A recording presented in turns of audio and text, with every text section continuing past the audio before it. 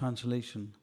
The devastation takes place due to the fire emanating from the mouth of Shankarshan, and thus great sages like Bhrigu and other inhabitants of Mahaloka transport themselves to Janaloka, being distressed by the warmth of the blazing fire which rages through the three worlds below. Text 31.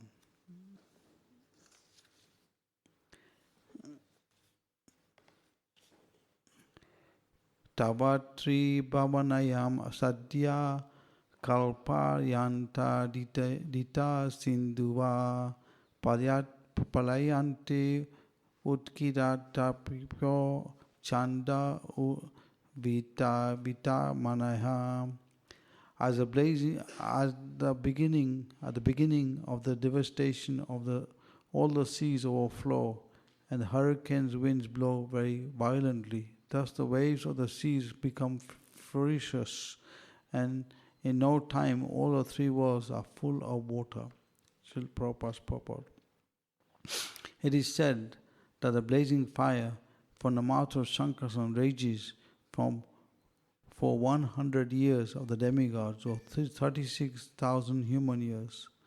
And then for another 36,000 years there is a torrent of rain accompanied by violent winds and waves, and seas and oceans overflow. These reactions of 72,000 years are the beginning of partial devastation of the three worlds. People forget all these devastations of the worlds and think themselves happy in the material progress of civilization. This is called Maya, or that which is not.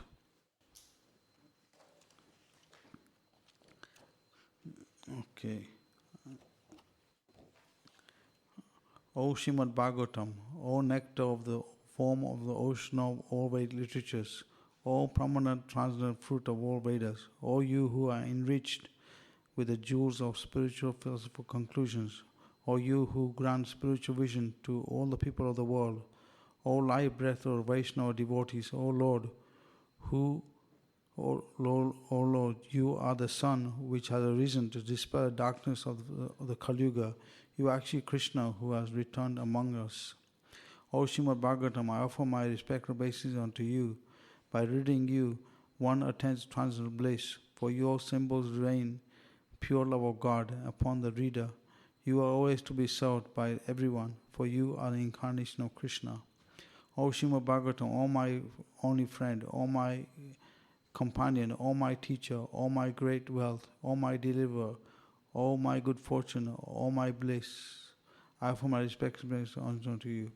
O Srimad Bhagavatam, O giver of saintliness to the unsaintly, O uplifter of the very, very fallen, please do not ever leave me. Please become manifest upon my heart and my throat, accompanied by pure love for Krishna. Narayan namaskritāya naram cheva narottamam devim sarasvatim vyasam tado jet madhuret nasta presu bhadresu nityam bhagavati sevayam bhagavati uttama sloke bhakti bhavati naistaki. So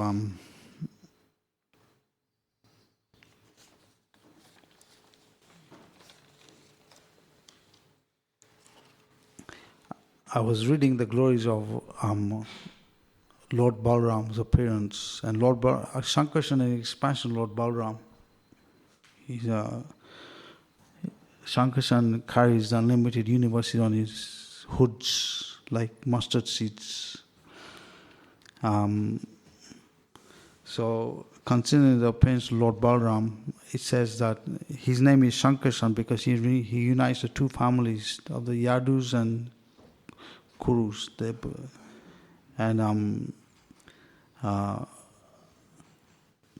So there's a pastime how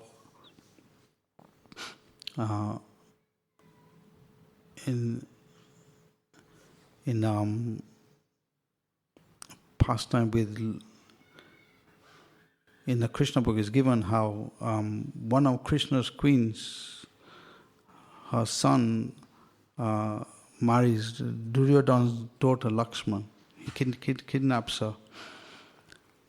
And in this way, there's going to be a fight between the Kurus and the Yadus. So Lord Balaram agrees to go and settle the dispute. And so in the past, he taught club fighting to Duryodhana. So the Kurus respect Balaram. But in this instance, Lord Balaram is going not as their friend, but he's going as their teacher to instruct them for their own good. And in this case, it happens how the Kurus, the Duryodhana and Dhritarashtra are not respecting Balaram nicely. And they're offending Krishna also. So Lord Balaram, he makes a comment that with warmongers you cannot make peace, and you have to teach them by danda. So then, in order to straighten them out, Lord Balaram, he starts putting his plow into the Hastinapur to put the Delhi into, or Hastinapur into the Ganges. So all the citizens are shouting and wailing, and they don't know. So at that point, Duryodhana and the Kuru straighten out. And they come to Lord Balaram and apologize. They say, please forgive us. We are your obedient servants. And then they bring Lakshman forward. And Lord Balaram goes away with a party like that. So this is...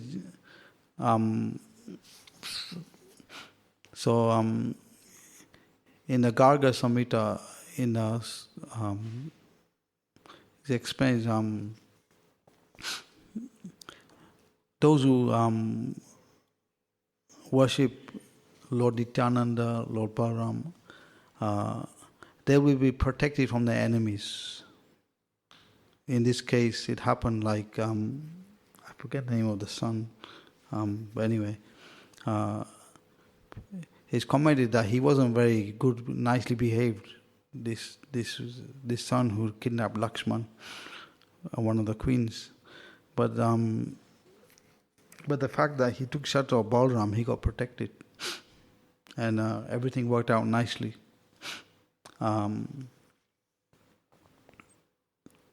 So even this fire coming from the bottom of the universe, from Shankarshan,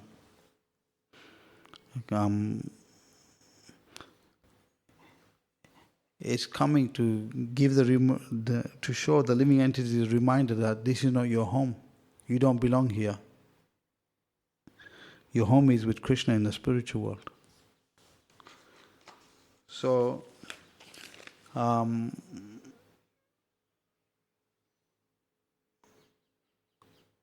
yeah. So Prahlada Maharaj, I was hearing his lecture on this class. He was saying how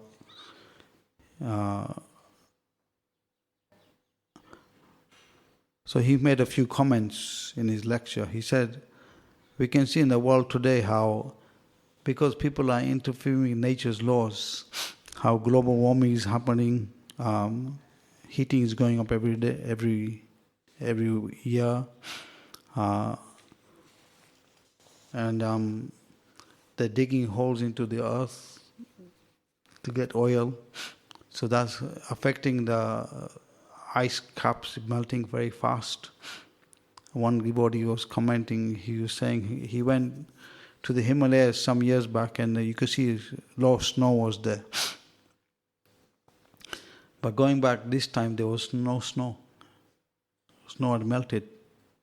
So, and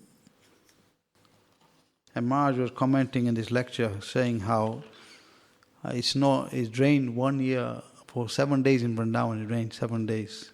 And the inhabitants of Vrindavan are very disturbed. So in this purport he's saying it's raining for 36,000 years. And the heat is there for 36,000 years. So you can imagine how much the suffering would be. If it inhabitants of Vrindavan or so much suffering for after 1 week, imagine if you had to go through that for 36,000 years. So this is just showing how the material world is not the real place for those who are gentlemen. It's a place of misery. Because as living entities, we are spiritual by nature. The covering on the material body is a prison house. And taking on the material body, one suffers birth, death, old age, disease.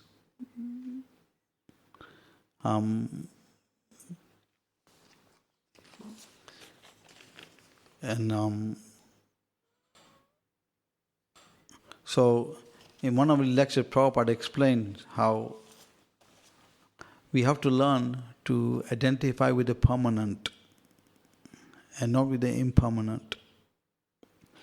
And we have to accept those things favorable for serving Krishna, reject those things which are not favorable for serving Krishna. So if we practice like that, then our closeness to Krishna will come.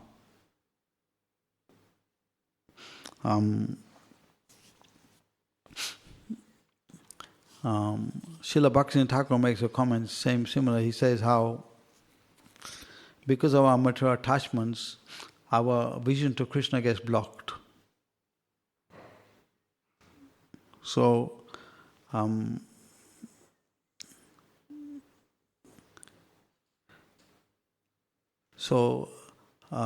we can see the conditioned nature is there because people are not very careful about their association. People like to socialize, family, society, friendship, love. And they're very casual in their activities. If you're too casual, you live to casualty. So that's another side of it. They're not very deep thinkers. So, in the human form of life, we have this opportunity to become deep thinkers and serious practitioners of our Krishna consciousness.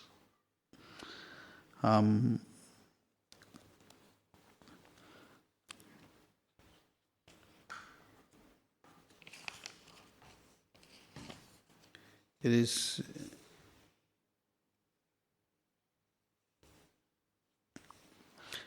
so.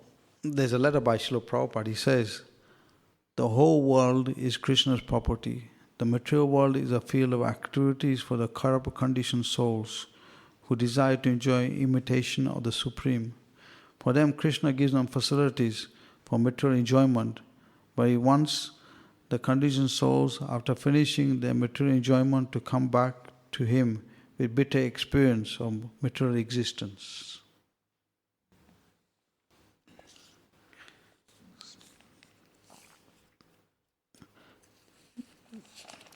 And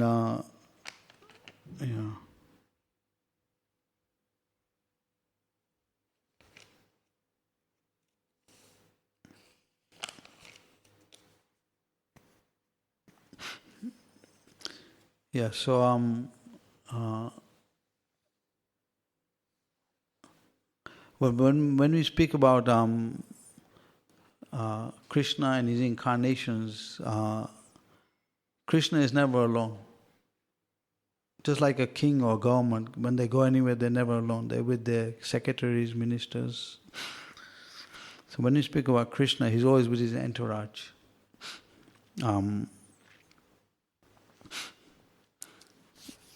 So for those who are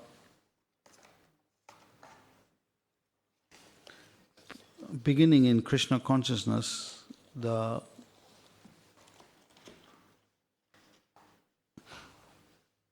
it's important to read Prabhupada's books. Prabhupada said in one of his quotes that if devotees regularly read my books 1 or 2 hours every day, then renunciation will come into them. And Prabhupada also stressed that. He said he had a servant in the early years. He was very determined about the moon landing, how they landed on the moon. And Prabhupada said, impossible, they can't go to the moon. And then Prabhupada commented, the servant left, and Prabhupada commented, I can understand that he didn't accept my version of it. He couldn't believe me, but why couldn't he believe the scriptures? The scriptures are perfect. So Prabhupada stressed this point about seeing through the eyes of Shastra. Because as limited entities, we have 4 defects. We have tendency to cheat, make mistakes, be illusion, imperfect senses. So Shastra is beyond that.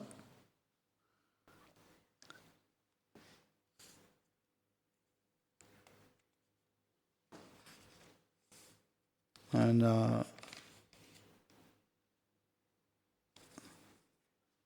so, just to confirm that, there's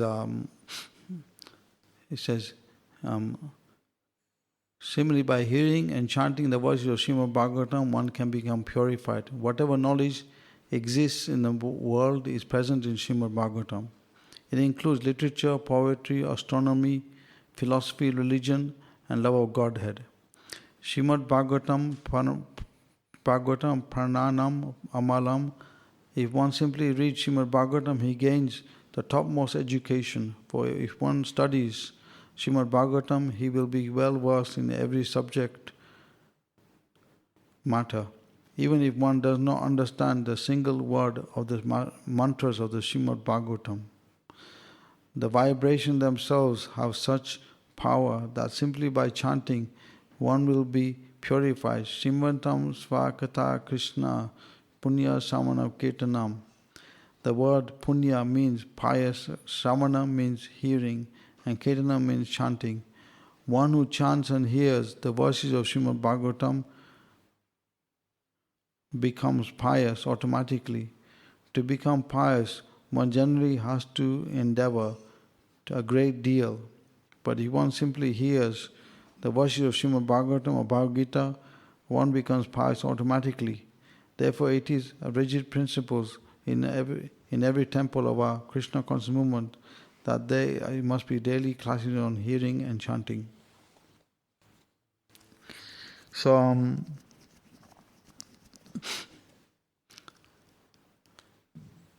so even though the material world is a place of misery, it's not a very nice place to be in. Krishna is very compassionate that he sends there's always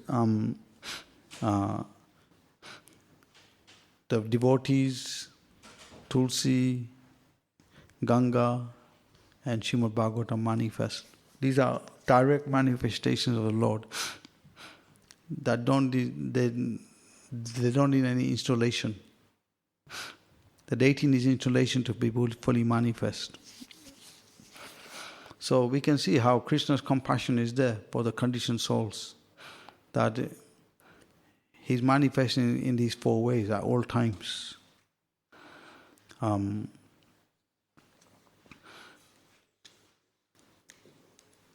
But unfortunately, some people have to be beaten very badly to learn their lesson.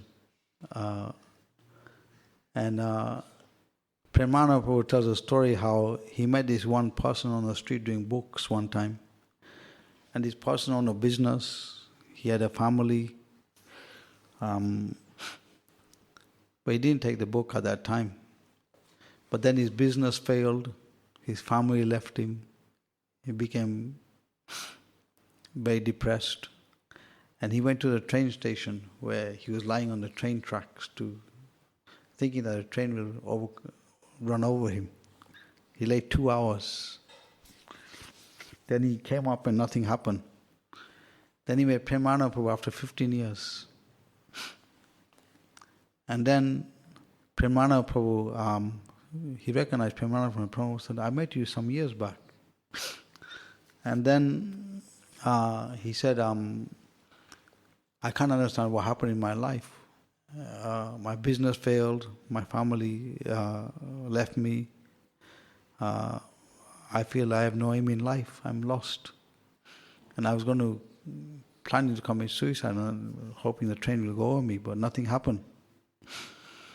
So Premananda Prabhu said, I think Krishna wants you to read Bhagavad Gita. So he gave me a free Bhagavad Gita. I said, you should read this. So,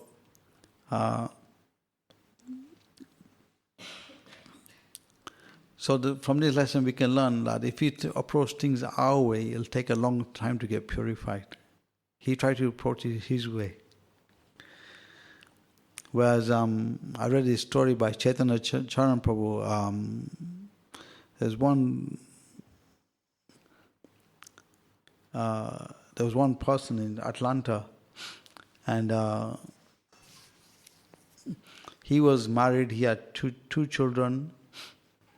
But he was taking drugs, but he had his habit of stealing in shops. So one time he got caught by the manager, and he fainted. His name was Master, and this person fainted. So they took him to a prison hospital, and the doctors managed to revive him from dying. Somehow they revived him. So he got 8 years imprisonment.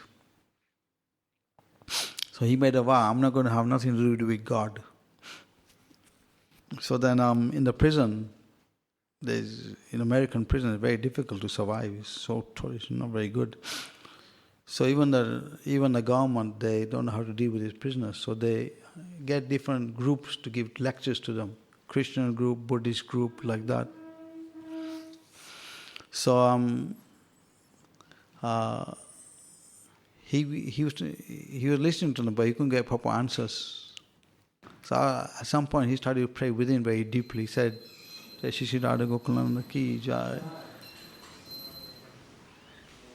So he started to pray very deeply within. Please give me the answers to my questions. There must be some higher truth. So then all of a sudden he came in touch with the ISKCON devotees, ISKCON ministry, ISKCON prison ministry. And then they sent him a Bhagavad Gita, Prabhupada's Bhagavad Gita. So he started reading. So he got all these answers. And then he started chanting Hare Krishna. Then he commented, he said, although I'm in the prison, I don't feel I'm in the prison anymore because I'm chanting Hare Krishna. I feel I'm out of the prison. So when he came out of the prison, then he started teaching his daughters about chanting Hare Krishna. Now he's part of the prison ministry. So we can see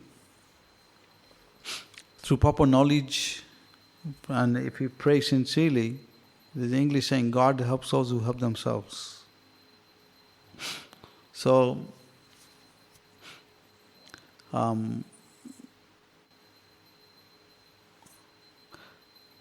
obviously in this devotee's case, he was praying very sincerely, and he got quick connection. But the other person, which Premananda Prabhu dealt with, he took a long time because he was trying to do it his way. So, in America they say, some people say, we are spiritualists but we don't follow religion. We don't accept religion but we are spiritualists. But Shiva Ramaraj comments on this. He says how their approach is not very proper because they're trying to go through the ascending way. They're not accepting disciplic succession. So, so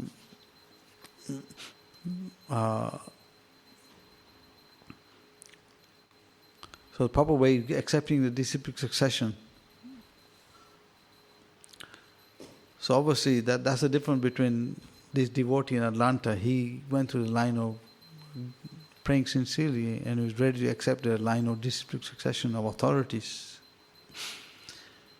Whereas this other person, he tried to approach it his way. It took a longer time. He had to go through more suffering.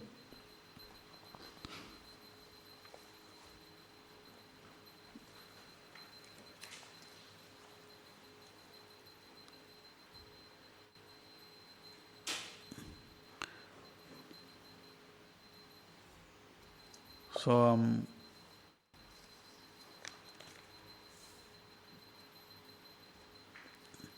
Yeah. So, the potency of Srimad Bhagavatam, we speak of potency of Srimad Bhagavatam. So, there was a devotee, he's initiated, he comes here regularly. He had relations, family relations or friends. And he got them to buy the Srimad Bhagavatam set. And in the family relations, one of the sons was paralyzed. So then when they bought the Srimad Bhagavatam set, they put it on their forehead. Then after they put the Srimad Bhagavatam set on each Srimad Bhagavatam, they put on the forehead. They put on the forehead of this boy who was paralyzed. And soon after that, he left his body. Showing that Krishna doesn't like the living entity to suffer unnecessarily. So he puts them in a good position so they can come to be with him in a better situation.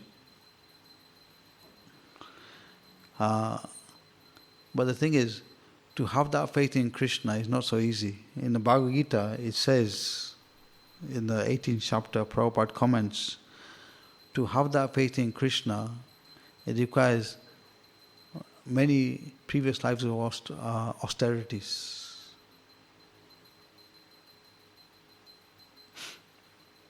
So,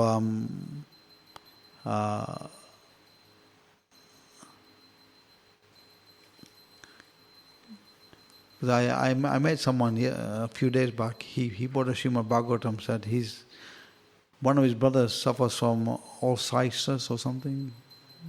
Yeah. And I said, read Srimad Bhagavatam to him. He'll get purified. Because the Srimad Bhagavatam is not different from Krishna, just having it. It says, there's a few stories like that. Vrindavan Chandrapur has another story how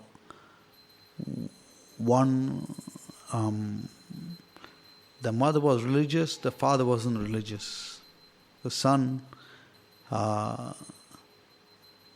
he went into the hospital and he got very sick. So the son was telling his mother, I want to see that blue boy. He saw in a dream, I want to see that blue boy.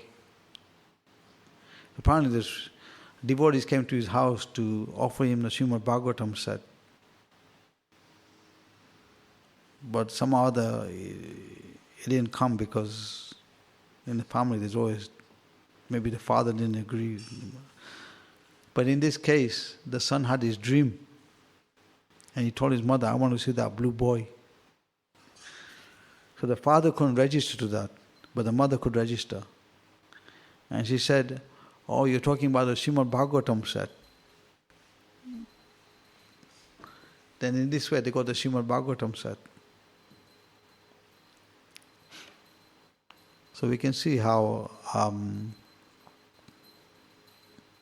these instances show how Krishna is very merciful, that he's ready to give his mercy for those who are open-hearted and sincere.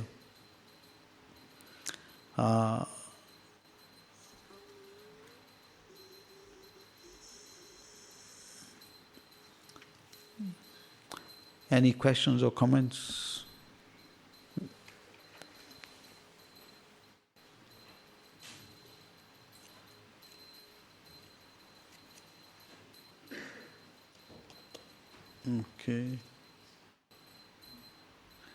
Okay. I'll speak on something. Importance of human life. Is it only... Oh, you got a question? No? Okay. I'll speak on the importance of human life. Okay. So Prabhupada explains, only in the human form of life can one become self-realized. Other life forms is very hard to become self-realized. Although Prabhupada does comment in Vrindavan, even the dogs and their devotees, they've made offenses or so they took an animal birth, last birth, then they go back to Godhead. But generally, animal life is very hard to become self-realized. The importance of human life. The ultimate purpose of material creation is to facilitate the return of the conditioned souls back home, back to Godhead. Since this remediation of the conditioned soul is especially possible in human form of life, naturally, this form is particularly dear to the compassionate personality of Godhead.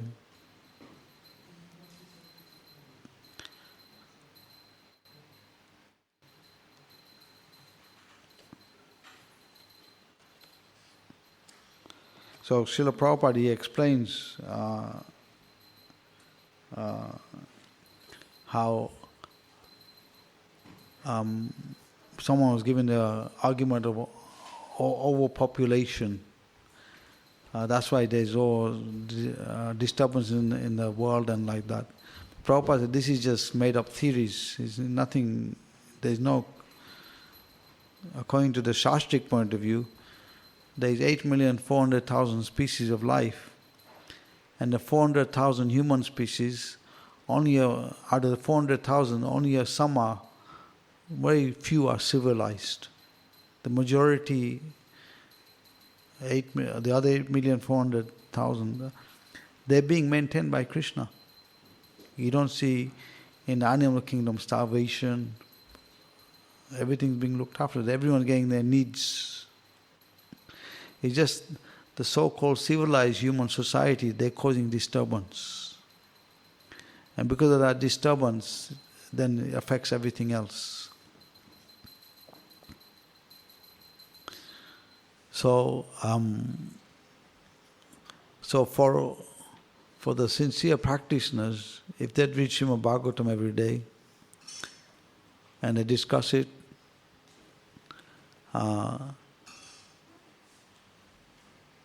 and Bhaktivinoda Thakur said three things: Vaishnava Seva, Namaruchi, and Jivodaya. So you do see these things, then you're back to Godhead clearance is there. Any other questions or comments? I've got a question there. Okay.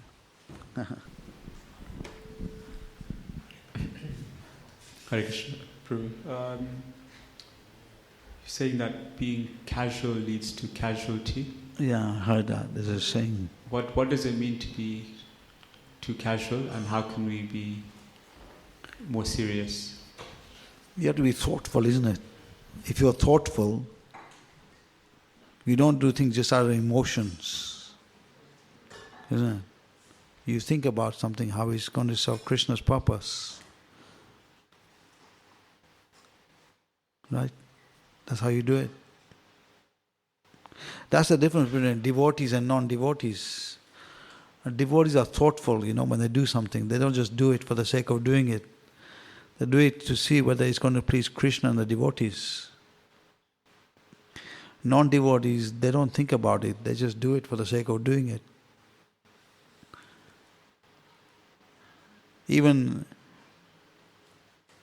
just like there's an example of a devotee, he was going into nightclubs, giving books out. He's disguising himself and giving books out in nightclubs. When people see these books, Beyond Birth and Death and Easy Journey to Other Planets, it puts them off from the enjoyment. They can't enjoy what they're going to enjoy. They can't do it. It's too much for them. So then the security caught that devotee and they didn't allow him into nightclubs again. So that's the difference, to show how devotees are thoughtful and deep thinkers. They understand what's beneficial in helping people connect to Krishna. Non-devotees don't think like that because they don't want Krishna in their life. They want to be the enjoyers. So that's the difference.